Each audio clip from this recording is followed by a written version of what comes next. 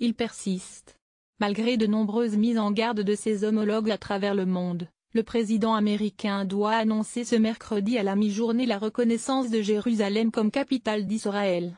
Une décision qui va à l'encontre de décennies de prudence américaine sur ce dossier explosif, et qui fait craindre aux dirigeants internationaux, en particulier des pays voisins d'Israël, une flambée de violence. Pour les dirigeants palestiniens, qui estiment que Jérusalem est, annexée par Israël en 1967, doit être la capitale de l'État auquel ils aspirent, toute reconnaissance de cette ville comme capitale est un casus belli. L'annonce, prévue à 13h américaine, pourrait faire capoter les efforts de paix de son gendre et conseiller Jared Kushner, chargé de trouver une issue au conflit israélo-palestinien. Le 6 décembre 2017, le président Trump reconnaîtra Jérusalem comme la capitale d'Israël, a indiqué un responsable de l'administration sous couvert d'anonymat, mettant en avant la reconnaissance d'une réalité à la fois historique et contemporaine. Des années pour déménager l'ambassade. Le locataire de la Maison-Blanche ordonnera par ailleurs de préparer le transfert de l'ambassade des États-Unis de Tel Aviv de Jérusalem.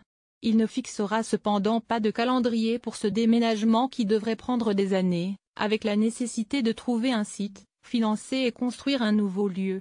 Le président tient une promesse centrale de sa campagne, promesse qui avait été faite par nombre de candidats à la présidentielle, a indiqué ce responsable américain.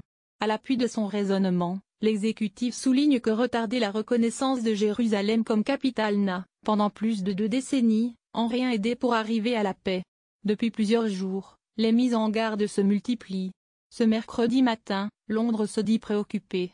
Nous observons avec préoccupation les informations que nous avons entendues, a réagi Boris Johnson, le chef de la diplomatie britannique, en arrivant à une réunion de l'OTAN à Bruxelles. Appel en cascade ces dernières 24 heures. L'envoyé spécial de l'ONU au Proche-Orient, Nikolai Mladenov, estime quant à lui que le statut futur de Jérusalem devait faire l'objet de négociations. Au cours d'un échange téléphonique mardi, le président palestinien Mahmoud Abbas a mis en garde Donald Trump contre les conséquences dangereuses d'une telle décision sur le processus de paix, la sécurité et la stabilité dans la région et dans le monde. Les appels contre une telle décision aux conséquences imprévisibles sont tombés en cascade au cours des dernières 24 heures. Trump, Jérusalem est une ligne rouge pour les musulmans, a averti le président turc Recep Tayyip Erdogan. Président en exercice de l'Organisation de la coopération islamique, il a précisé qu'un sommet des 57 pays membres se tiendrait sous 5 à 10 jours si Washington reconnaissait Jérusalem comme capitale d'Israël. Macron a dit sa préoccupation en Europe. Nombre de voix se sont aussi élevées. Le président français Emmanuel Macron a exprimé sa préoccupation.